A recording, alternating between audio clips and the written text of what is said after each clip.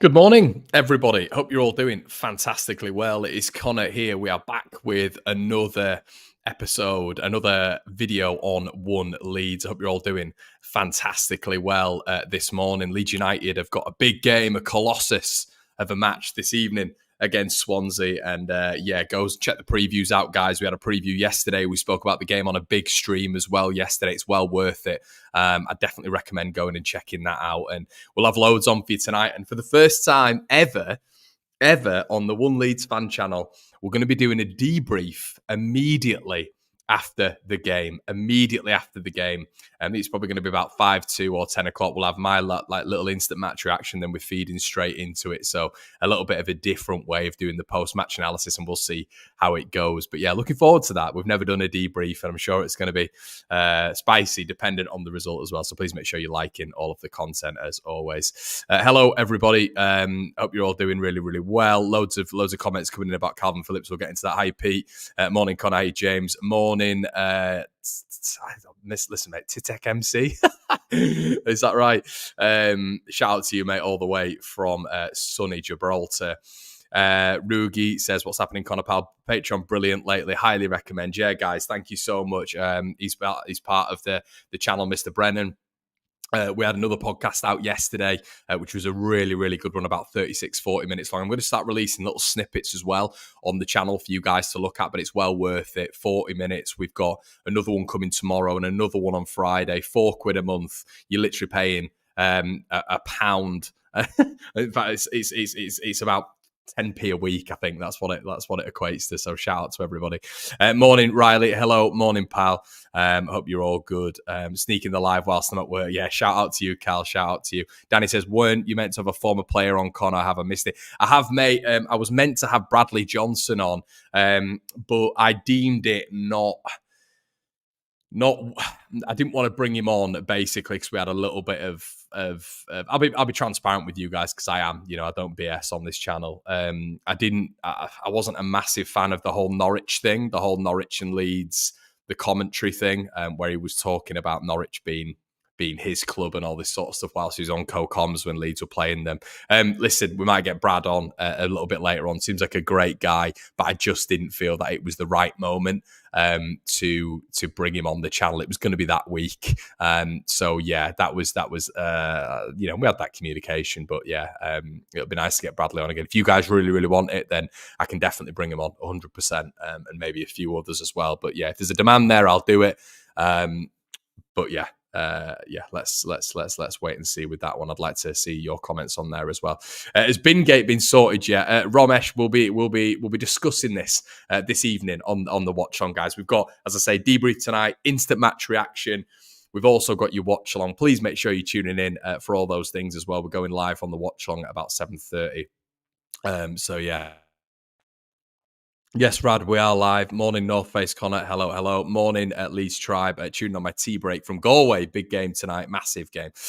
Okay, so let's get into Kalvin Phillips. Now, he's done an interview, and I wanted to talk on this. I wanted to talk about Phillips for ages because there's a lot of discussion at this moment in time about Kalvin. He's always trending with the Leeds United fan base. And I know a lot of Leeds fans don't really understand why people talk about him still. I'm really of the same mindset. I don't really understand it, but there is still like a real harbouring for Kalvin Phillips. I think that it's almost like he is the pinnacle of what happened under Marcelo Bielsa. He's the staple. We found out yesterday that Bielsa's still watching a lot of his games, and he was probably his product. Kalvin was nothing short of an average football player when Phillips came in, like when Bielsa came in, like a lot of them were. If we all remember, and some of you young guns might not remember, but Ronaldo Vieira at that moment in time was the better central midfielder than Kalvin Phillips. There is also an argument at that moment in time, believe it or not, that Eunan O'Kane, some of you youngsters might not remember Eunan O'Kane, but Eunan O'Kane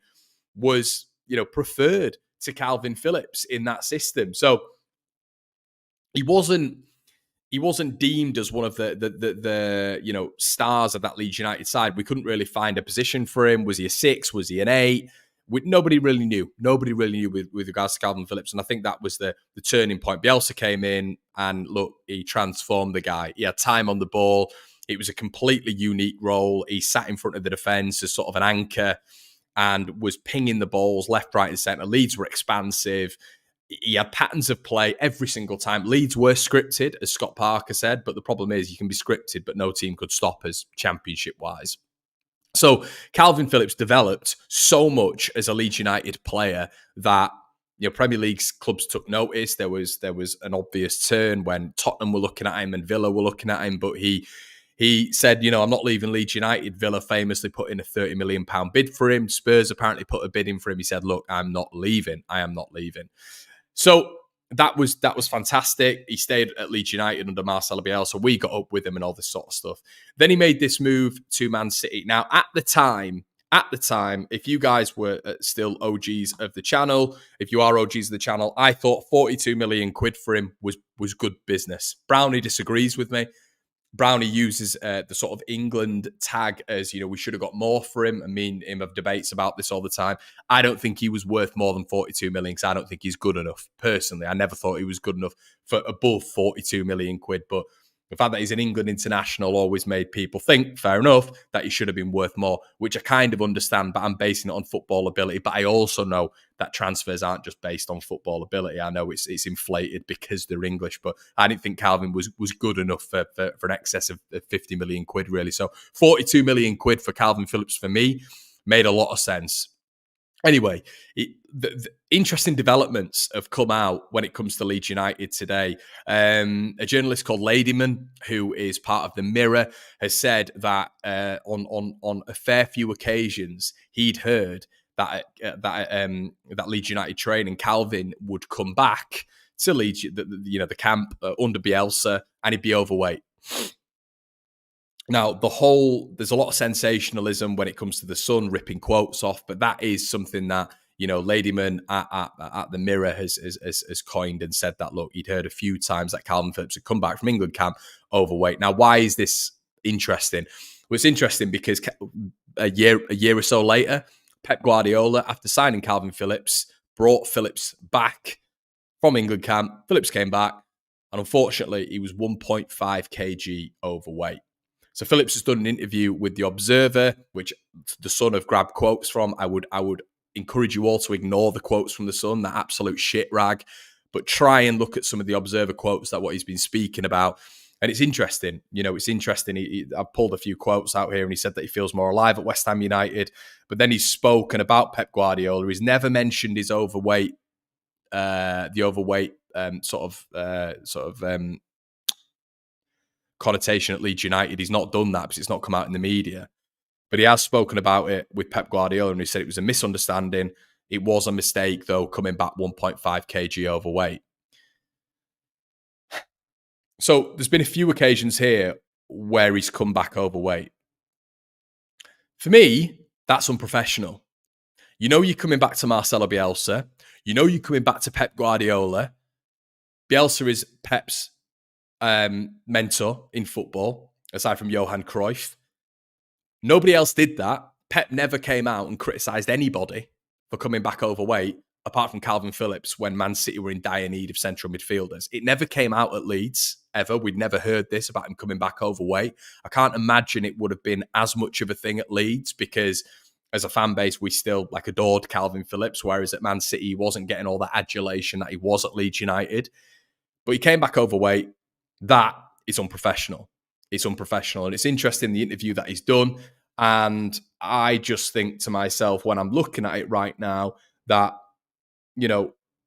I just wonder where footballers' heads are at sometimes. And he's come out and done this interview and essentially said that, I came back, and I was overweight. Ladyman says, what I do know is that it wasn't the first time it's happened to Kalvin Phillips. It happened to him when he came home from playing in the Euros, when England got to the final in the summer of 2021. When he came back to Leeds, he was overweight. Someone at Leeds told me. Now, Marcelo Bielsa, the manager at Leeds, did not make a public deal of it at the time, but it is true.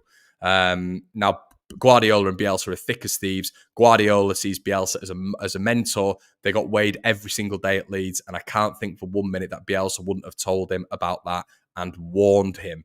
So, listen, I'm one of the people, hi Dilla, I'm one of the people who really doesn't understand a lot of fans when they're coming back and saying, oh, get Phillips back, get Phillips back. Don't get that. Don't understand it.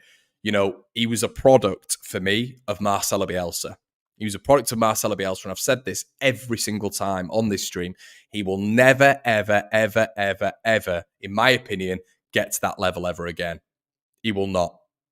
You know, Marcelo Bielsa literally strung every sort of grain out of Kalvin Phillips, made him into a better player. But with what happened at Man City, I knew, and I think a lot of people knew, that he got to Man City and he'd never play. Now, I don't understand some people saying it's Pep's fault. Why is it Pep's fault?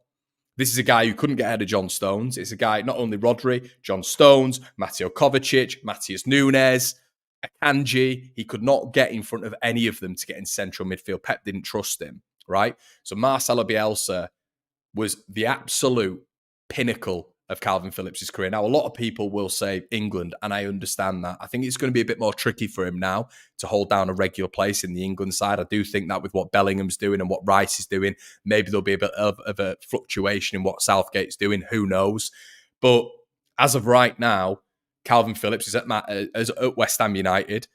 West Ham United are getting drubbed by scum, and getting drubbed by Arsenal. You know, recently, I should say, not scum. And he's on the bench. You know, he's not featuring for West Ham. And then you look at the midfield and you look at Alvarez and you look at Paqueta, just in general, they're miles ahead of him. They are miles ahead of him. They're just better footballers than Kalvin Phillips. So I think he's completely system specific.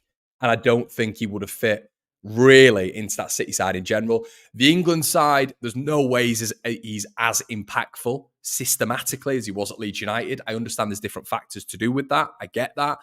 But his role in the England side is to be a bit of a ball winner, a bit of a destroyer, and to pass it laterally to a better footballer. The circumstances are not put on him like they were at Leeds United, which accentuate his attributes. Getting the ball, spreading it. Getting the ball, spreading it. A highlight reel of what he was doing. So for me, he'll never get to those heights again in his career.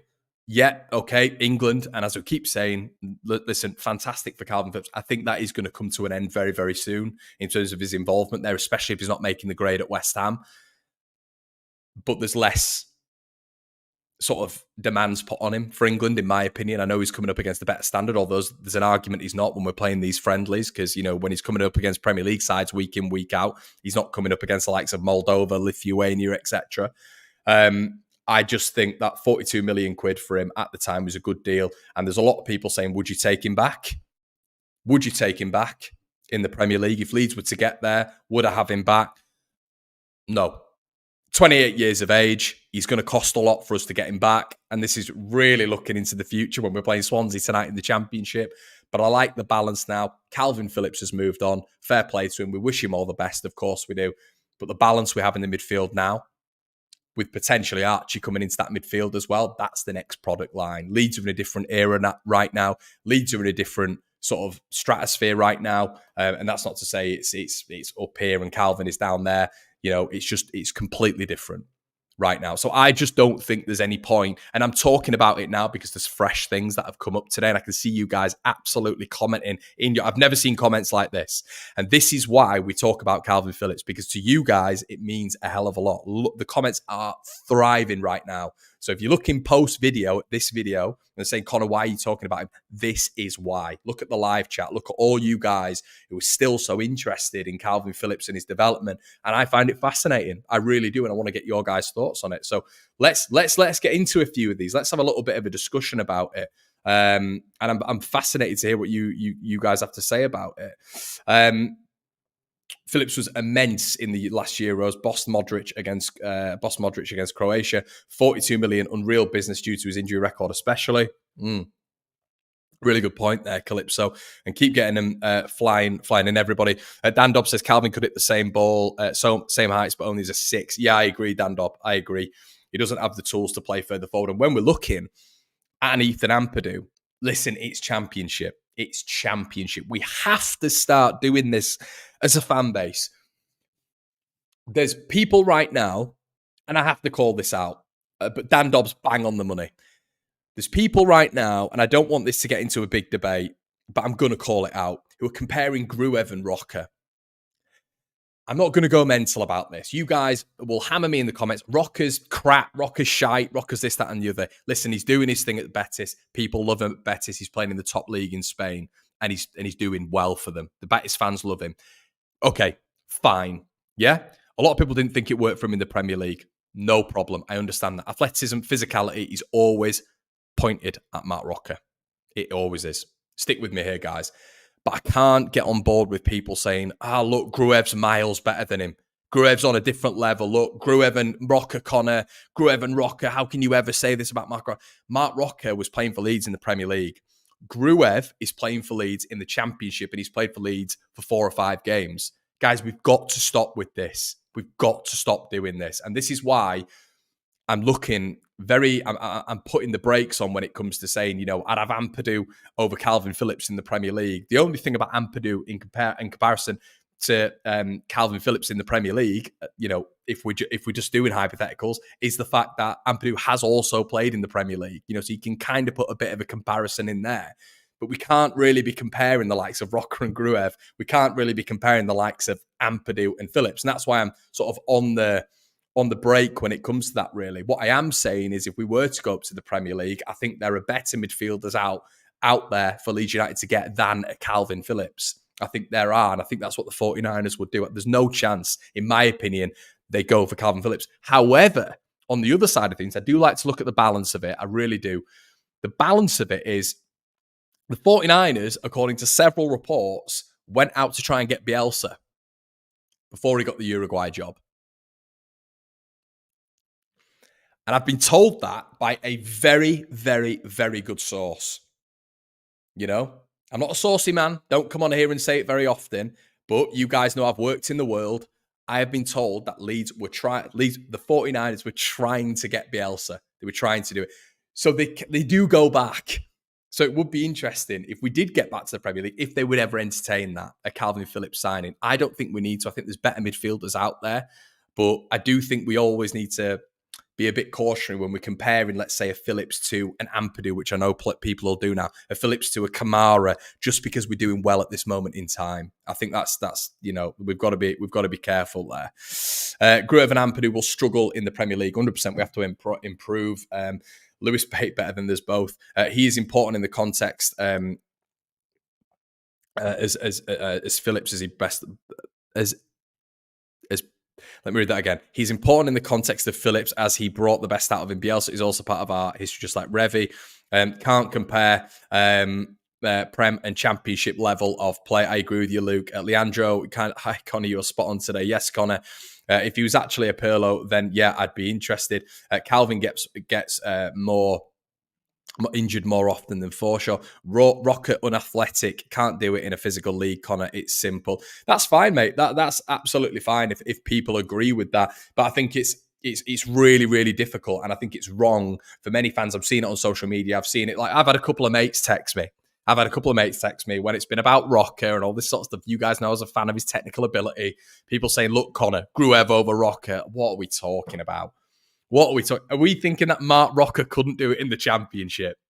Come on. So we've got to have that handbrake on a little bit. We've got to look at the level where Leeds United are at right at this moment in time. Gruev is a ball winner. Rocker is a very good ball progressor, like comparing Rodri to De Bruyne. Exactly.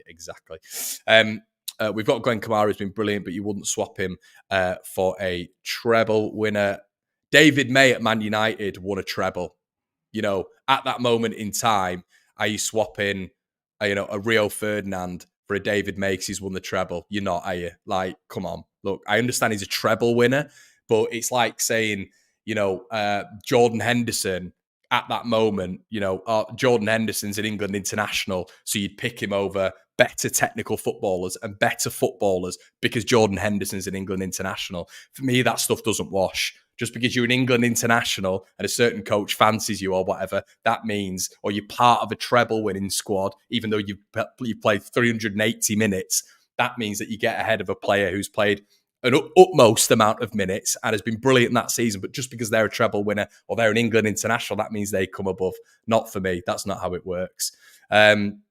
Didn't Phil Hay confirm that? I don't know actually if Phil Hay confirmed the Bielsa thing. There was problems with Uruguay. Basically, Uruguay came in for him and they were aggressive with it. But the 49ers apparently were in contact with his representatives, and that is a fact.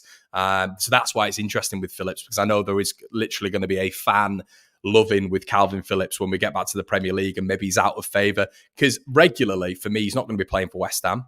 He's not going to be playing for West Ham. There's no chance he ever gets in at Man City again. And his star may fall a little bit when it comes to England. So if his star is going to fall when it comes to England, where does he get in? Where does he get in? So, yeah. No. He's trust me, I didn't want to go on about Rocker. I was just trying to give a little bit of a comparison there. Confidence is massive, says Leandro. Look at Rutter now versus a year ago. Phillips lost confidence in City. He needs time. When playing for England, he was the best player of the Euros. Yeah, exactly, Blinky Fish. So, like, because Scott Carson's a treble winner, does Scott Carson get above X, Y, and Z? No, you just don't do it, do you? Like, yeah, I don't know. So the beauty of that is, it links us quite nicely onto Archie Gray, and we're talking about Man City again. Man City are apparently going to be going hell for leather, according to reports this morning, for Archie Gray with Liverpool in the summer. So they've already got Finley Gorman when it comes to the youth setup. They've got Kalvin Phillips, obviously off Leeds United. They know there's a good product line at Leeds. We all know that. KP won England Player of the Year, Connor. It's delusional. He's saying I'm delusional, mate. That was voted for by the fans, by the way, just so you know. Listen, I know he was good for England. I'm not saying that, for goodness sake. You brought up the Euros thing. I'm just saying overall, I don't think he's as good as people make out. I've never thought he was as good as people make out, aside from when he's been with Bielsa in those couple of seasons. Listen, Bielsa brought the best out of him. I'm not slamming his ability. He's still a Premier League footballer. He's greater than our midfield at the minute. Obviously, he's playing at a higher level, but I just don't think he's as good as people make out. That's my opinion. He's a product of the time, I think. But yeah, Archie Gray is the next one that apparently Man City are looking at. That's going to be fascinating. That's going to be interesting to see how that one goes, because if Leeds were to get to the Premier League, is it going to be another scenario again where maybe Archie gives us a year? And then can he ever say no to City or Liverpool if they're coming in strong for him? We know Finley Gorman couldn't say no, but obviously Finley Gorman was a young lad, 15 years of age. It's very different. Archie Gray is still a young lad, but I think the Gray dynasty is hopefully going to keep him at Leeds United. Wouldn't it be great in the modern era? If a smaller club per se, at Leeds United is able to keep hold of Archie Gray for a significant portion of his career. That would be so amazing. I'd absolutely love that, and maybe a very unique dynasty in the Greys, who are just so affiliated with Leeds United, are able to keep him around. I don't know if that would ever happen. It's probably never going to happen in the modern era, because it's not like what football used to be. But now we're looking at a scenario where Archie is definitely going to be approached in the summer by Liverpool and Man City. We know that's coming. Stronger rumours from the City side today that they're sending scouts to watch him. They're really impressed by him. And it's just so annoying. Like, it just irritates me so much that, they come in with a big bulldozing offer. Leeds are probably going to have to accept. And it's just the way football's going nowadays. But, that I think the Finley Gorman thing hurt me a little bit, because it's just like, City come along and you can't do anything about it. You literally cannot do anything about it. Leeds are going to have to accept when it comes to the money that's offered, because that's how football clubs are run nowadays. You've just got to hope that Archie and the Greys are able to somehow just say no, and wouldn't it be nice for him to just bing in a contract? I know contracts don't mean anything nowadays, but I feel with Archie Gray, because of that Gray backing, a contract would mean something a little bit. And that would be so amazing. If signed a contract and just like, nope, City, nope. And listen, I'm going to stay. Maybe almost like Jude Bellingham did at Dortmund, where he gave them 2 or 3 years and then moved on. But that'd just be amazing if we're able to keep hold of him. Um, Archie Gray will be Leeds for life and will be captain one day. I hope you're right, mate. I hope you're right. Connor says, would you rather lose Archie and use the money to develop a solid Premier League squad, or keep Archie and bolster the squad on limited funds? It's a really good question, Connor, because where are we going to be better off? You know, keeping hold of Archie Gray. Like, could an Archie Gray acclimatise to a Premier League? That's what we've never seen. You know, me and Gabe were speaking about this the other day. Who really have we seen in this Leeds United squad that have proven themselves in the Premier League? You know, people still argue Untold hasn't. I get this on the channel all the time. Untold was shite in the Premier League, all this sort of stuff, when I don't think he was. At a young age, I think he was good for Leeds. He was one of the hopes that we had last season. Somerville, and that's it. The rest are up for, if we do get there, we have to say this, because I think Leeds are going to get there in the next 2 to 3 years. But if we're to get there this season, we can't judge right now. We cannot judge. We cannot say, oh yeah, they're going to acclimatise, because we don't know. Somerville did, and Nonto did, in my personal opinion. Rutter, Ampadu, Kamara, Archie, Strauch, Rodon, if he was to sign, Melier, all these players, they've not proven it. So they're all up for judgment. So when we're talking about Archie Gray, and when we're saying, you know, would you keep hold of him, keep hold of that money, and just bolster it a little bit around him? I don't know. It's completely up for debate. Is Archie going to be able to deal with? Look, a lot of people are talking about him remaining at right back. Okay, well, in the Premier League, he's going to be against the best players in the world, because the best players in the world are Premier League wingers right now at every team. You know, we even go as far down as Crystal Palace, and we're looking at someone like Elise, just ridiculous level. Do you know what I mean? So this is what we're talking about when we're talking about these top elite wingers. If you want Archie to then be in central midfield, you're coming up against the best players in the world in central midfield. So his development is going to have to go very, very swiftly for him to be in the Premier League. It's such an interesting conversation, because the beauty of this is Leeds at some point are going to have to cash in on someone. That's how it works. We saw that under Rads, but they're going to have to cash in on someone. So Archie, is he that asset? It's just so sad that's how football works, that, you know, as Leeds, you know, as Leeds fans, we have to deal with that, really. Sean says, get KP to have a word with Archie and tell him not to go to City. Cheers, mate. Cheers for your donation. And I agree with you, mate. I agree, but I think that's something that we're going to have to face this no matter what. According to several reports anyway, City and Liverpool are coming. And I think we all know we're going to be facing this, whatever comes in the summer months. I think even if we're promoted, we'll have a stronger hold on him. But yeah, we'll have to wait and see.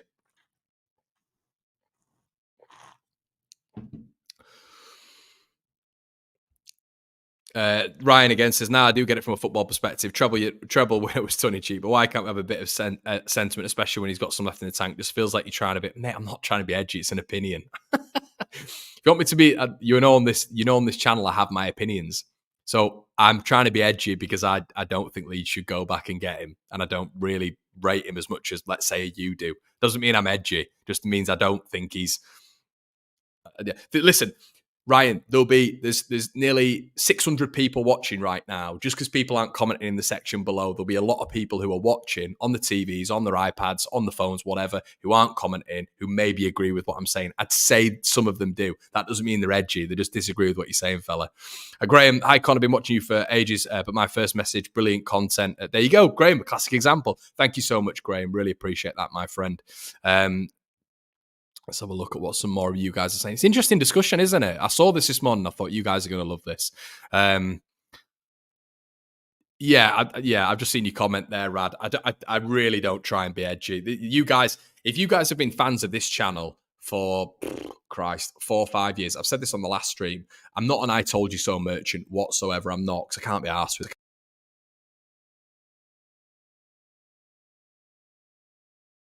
You know, I'm not an I told you so merchant. I'm not that type of person. But what I am is like someone who really does stay constant with my long-term opinions.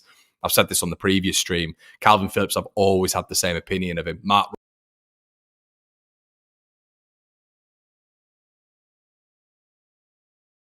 you know, these aren't different opinions that I'm throwing up here. It's the same sort of opinions I've always thrown up.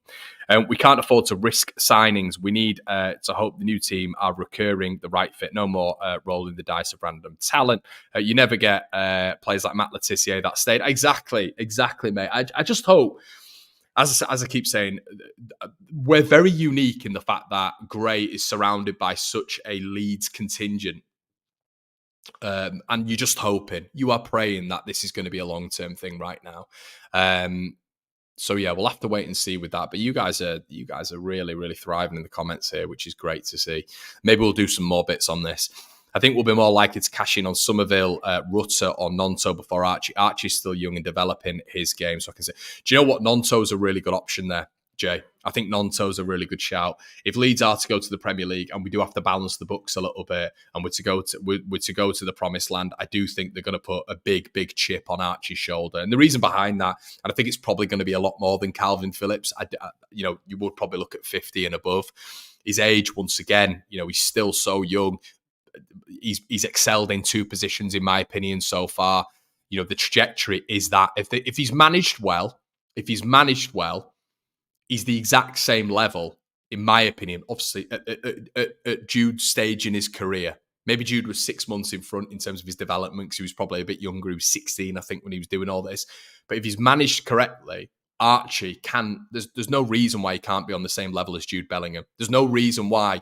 If we're being brutally honest, if we're to get to the Premier League and Archie Gray is to be looked at by a Dortmund, right? And his representatives say, do you know what? Yeah, there is no reason why Archie Gray doesn't go out to Dortmund and excel in the Bundesliga. We know that. That's obvious. And then he excels in the Bundesliga. What naturally happens, that we've seen with Jadon Sancho, that we've seen with Jude Bellingham, then a big English club will look at him already. He'll excel out there for 2 or 3 years. A big English club will come in for him. It's just so obvious how this pattern works. We know how this pattern works. And then we're all looking at Archie Gray in a couple of years' time and going, wow, look at him. Wow, look at that kid. Look what he's done in the Bundesliga. Because it's a lesser standard.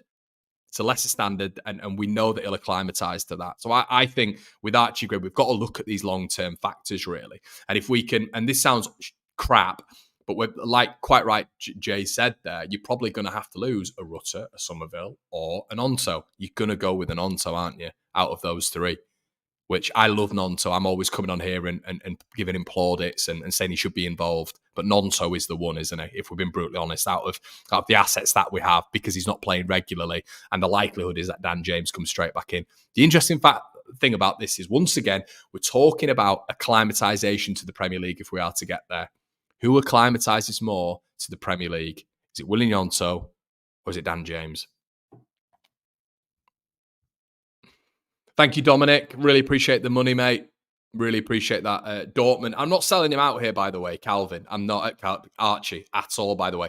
I'm saying that the Jude Bellingham pathway would suit Archie Gray, because people have called me absolutely mental for saying that the trajectory is very similar to Jude Bellingham. People are like, Connor, you deluded, whatever. My rationale for that is, if he's to take the same pathway as Jude Bellingham to a Dortmund, to a Leverkusen, to, maybe not to a Bayern, but to someone you're probably looking at a Dortmund or a Leverkusen, even though Leverkusen, Xabi Alonso, I don't know if that would suit an Archie. I think Archie Gray would be much more suited to a Liverpool style of player than a Man City style of play, to be honest with you. So maybe that wouldn't fit with the Leverkusen, but Dortmund, probably similar in terms of a Liverpool. That would make a lot of sense.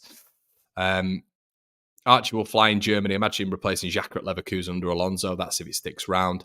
Dortmund look after their youth players. So that's what I mean. It's Katrina. Interesting. We'll go back to Kalvin Phillips here. I don't really get that. I don't really understand. There's a lot of hate from Leeds United fans towards Pep Guardiola. And I don't know the context of what you're saying there, Katrina. We might be talking about something a little bit separate here. But if we are talking, because I've seen this a lot, apparently it's Pep Guardiola's fault that he hasn't given Kalvin Phillips a chance. He's given Kalvin Phillips more than enough chances. And there's a reason that Kalvin Phillips isn't getting picked ahead of 6 other players. It's because he's not good enough. It's simple. It's hard truth. And we all still love Kalvin Phillips, what he did. He's not a Leeds player anymore. He's a Leeds lad, but he's not a Leeds player. And unfortunately, other players get ahead of him because other players are better than him. So it is what it is.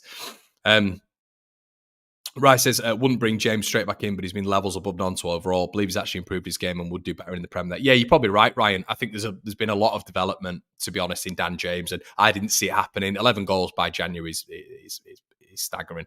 Sound dropping in and out, is that true? Let me know, everyone. Shouldn't be happening. Please let me know if the sound is dropping in and out. Yeah, Katrina, you're right. You are right. My opinion, speak to him privately about the way. I agree. I think a lot of that was maybe lost in translation, but you are completely right. That wasn't professional by Pep Guardiola at all. But I think Calvin's just got a knuckle down, really. I think he's got to knuckle down and get on with it, and let's stop talking about this Pep Guardiola incident that happened 18 months ago. So, yeah, everyone. I mean, talking about tonight, what are we thinking? Get your score predictions in the section below. The interesting part of this side of things is that Leeds United are playing Swansea tonight. We've got 5 Welsh ex-players sort of going back to that sort of part of the world. We've got Joe Peru going back as well. I'm predicting a healthy win for Leeds United tonight. I'm going to go with a 3-1 win. Really excited to see what's going to happen with Leeds United tonight, but I'm looking at a Connor Roberts start. And what do you think about that? Should Connor Roberts start tonight above Archie Gray? Is it the right moment to let Archie Gray rest? Because I look at Connor Roberts, I love the commitment of him going down to Plymouth. I think that's fantastic. I guarantee you wouldn't get a lot of players doing that, you know. Going down to Plymouth when you are ineligible to play. Going down to Plymouth, you know, doing what he did, and not featuring whatsoever. So I love that. And I do think to myself, at some point, he's got to get a chance. Now, do you put him in against his old side? A little bit of needle there. A little bit of needle there for Joe Rodon. A little bit of needle there for Joel Peru. We've not spoken about Peru at all in this. Now, I think there is a big quality drop-off with that forward line with Peru in there, to be honest with you. So I wouldn't be starting him. Even though he's got a little bit of needle, I still would involve him in the second half. But there is a lot of selection dilemmas tonight. You know, we do look at Nonto. We look at Dan James. It's interesting, isn't it? And this is what football throws up, these conundrums. And I do look at this lineup tonight. Are we looking at Nonto and Dan James? Are we looking at, you know, obviously Joe's going to be starting, but then we're looking at Roberts or Archie. And the only reason, can I just say, the only reason I'm even talking about Archie Gray coming out is just purely for a rest. That's what I think. You know, but overall, would I like to see Archie Gray back in central midfield? I would, yes, because I think that's where he thrives. I think he's been brilliant. I've not given him less than an 8 out of 10 so far on my match rating, not less than an 8 out of 10. But I think, personally, Connor Roberts starts tonight for me. So let me know in the comment section below if you disagree. This is going to be my lineup for tonight. I'm going to go with Elan Mele in net. I'm going to go with Connor Roberts at right back. I'm going to go with a back two, once again, of Ethan Ampadu on that left-hand side, who's been absolutely superb. Joe Rodon. I'm then going to go with Junior Firpo, who has been excellent so far. I'm going to go with the midfield 2 of Glenn Kamara and Gruev. I'm going to go with a 3 in front of that, you know, obviously. I'm going to go with... I'm sticking with Nonto. I'm going to stick with Nonto for this one. I am. And I know he's against his own... I know James would be against his old club. I'm going to have to stick with Nonto. Nonto, Rutter and Somerville. I'm loving that combo at the minute. I really am. I'm going to go with Paddy up front. So the only change for me will be Connor at right back. Let me know what you think on that, everyone. Let me know what you think. That is what I'd go for. 2-1 Leeds. Sam Byram says, Carl Green, are we now accepting the fact that we have a bit part player, unfortunate as gifted? Once again, we have to involve sentiment. And as Ryan quite rightly said, sentiment does play a part in football. Sam Byram has delivered for Leeds. I've only ever come on here and said that he's, once again, not good enough for that step up. For the Premier League, he's nowhere near good enough. And his injury record is now proving a significant problem for Leeds United, in my personal opinion. It's got worse.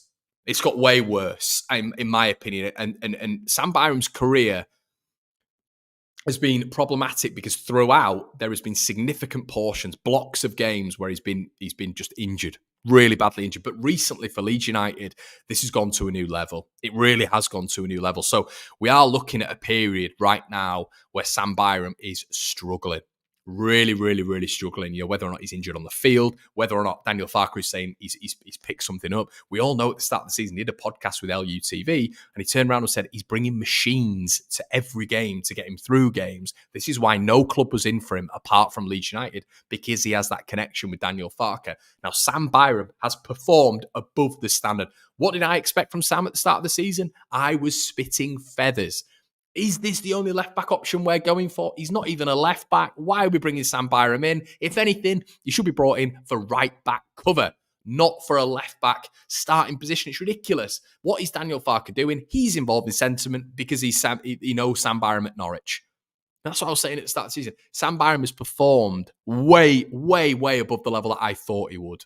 Way above the level. But when we're looking right now, I'm a little bit worried just because I think right now what we're looking at is a very similar scenario to what we saw with Jed Spence. And I'm hoping Roberts is going to be all right with this. It feels like Roberts will be okay with this. But you are now looking at a scenario where Firpo's been excellent. But what isn't excellent? And I always work on patterns and trends. I say this throughout, and people get vexed at me throughout it. And this has been my whole take on Sam Byram. You work on patterns and trends throughout his entire career. Quantitatively, he's been knackered. Oh, Connor, you can't be saying this. You can't be saying this. You can't be saying this. Because he's performing well at this moment in time. Okay, brilliant. But we know at some point he's going to break down. And he has. And he's breaking down more and more and more. He's 31 this year. It's not going to improve for Sam Byram. He's my age, my age group. Now what we've got to look at is Firpo. There is a massive reliance on him to be fit, and this is the positive about Junior Firpo is I think this is his longest period at Leeds United where he's gone injury free. That has to maintain now. We have to keep that. Otherwise, if Firpo now dips out with Sam Byram out for 2 or 3 games, apparently, if Firpo dips out, we're looking at another Spence scenario where Connor Roberts, our new addition, is going to have to be used as rotation or stuck in at left back. So we know this is a scenario. We know we have worked with square pegs around holes for a while. So look, listen, it is just what it is. Hi, Daniel, another YouTube member. Especially if we go up. We are talking hypotheticals here. And keep Farke, he's never going to not play this formation. And KP doesn't fit a double pivot, in my opinion. Daniel, he doesn't. KP was so unique when it came to Marcelo Bielsa. No other manager, really. You look at world football in the top divisions anyway. Who plays a 4-1-4-1? It doesn't happen. It really, really doesn't happen. And Bielsa's 4-1-4-1 was so regimented. You never saw Kalvin Phillips move up we all used to have jokes about it. Kalvin Phillips was essentially part of a back five. He was a sweeper between the centre backs half the time. It was a mid-injury. It was amid a crisis point. But when he was back in a Jesse Marsh system, it didn't work. We all judge Mark Rocker on being in a Jesse Marsh system and him being absolutely crap. Well, Kalvin Phillips, when he was available in a Jesse Marsh system, looked half the player, but it has worked for him in a double pivot for England. We do have to say that. But the demands put on Kalvin Phillips in an England system are so much less than the demands were put on him in a Marcelo Bielsa system. He was the brain of the operation in the Bielsa system. The brain. He wasn't, he's not in the England system. Kalvin Phillips' role in the England system is to be a ball destroyer and pass the ball to better players. Kalvin Phillips at Leeds United was to win the ball, be a ball destroyer, but conduct and orchestrate.